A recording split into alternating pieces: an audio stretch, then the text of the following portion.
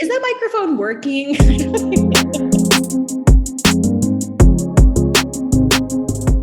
We have higher conviction in the work when we've gone through the work beforehand to forecast it out, make sure it's a good fit.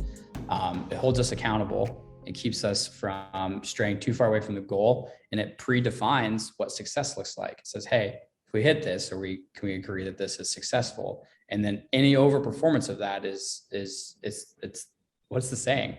That's escape. I was going to say it's gravy, but it's cherry on top. Anything beyond that's the gravy on top. But it allows us to set like success metrics, and we'll vary in different ways. Each channel might have a different allocation. It allows us to mark towards this one objective. And then if we're missing it, we know by how much we're missing it, and whether it's an issue with an audience or a tactic, or whatever that might be. And if we're overperforming, it allows us to make the case that says, hey, we should reinvest more into that channel. We should continue to scale that up until we reach our ceiling. We always assume that our clients have some sort of stakeholder they're reporting into, right?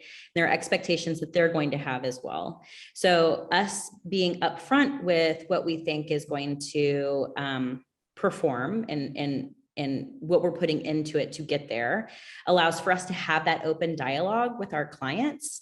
And if it feels like they have pressure on their side to deliver more, or they need more reporting in on these, like it forces that communication to be something that we deal with up front, as opposed to chase in reporting behavior, right?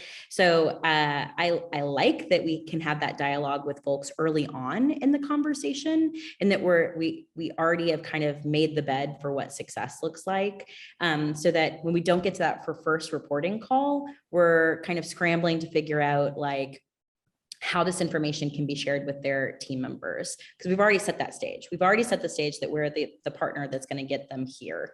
So now we've got something that they can utilize internally to really help guide the successes they're having with the external partner, us.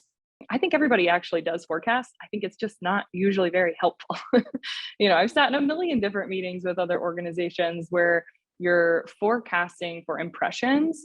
And if you hit that, or if you don't, great. But then what does that really do? It's really hard to make any kind of decisions based on that. It's hard to move money around or allocate new budget, or, see what's winning if what you're forecasting is not as down the funnel as it could be. And I think that's what's different. Speaking of numbers, Matt, I've talked with your team before, and like, what do you see as the most rewarding part for your team? Like, what do you think fuels them? Probably half of the folks are puzzle solvers, where they just want to find a solution to the puzzle and how to make it fit. I think the other half are just really competitive and want to win. And if that means beating a client's competitor, that satiates that need. But I think half of them are puzzle solvers. Half of them are like, no, I want to be number one. We're going to get there.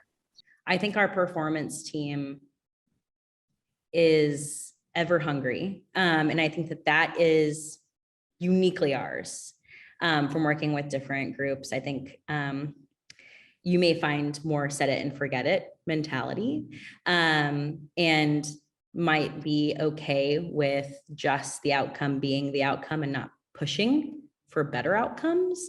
I do not feel like that is a shared quality that we have. We are talking about, and maybe this goes into the competitive piece, I don't know.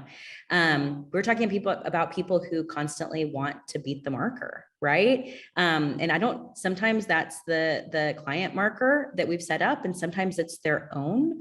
I think that we're challenging ourselves to be educational in the way that we are also informing our internal groups on the context of why we've made optimizations, as well as our external partners.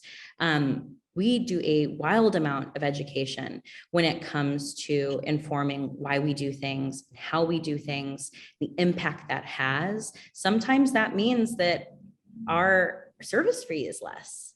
And I think that can be a really wild idea coming from the media world. That is not something that I have ever seen before.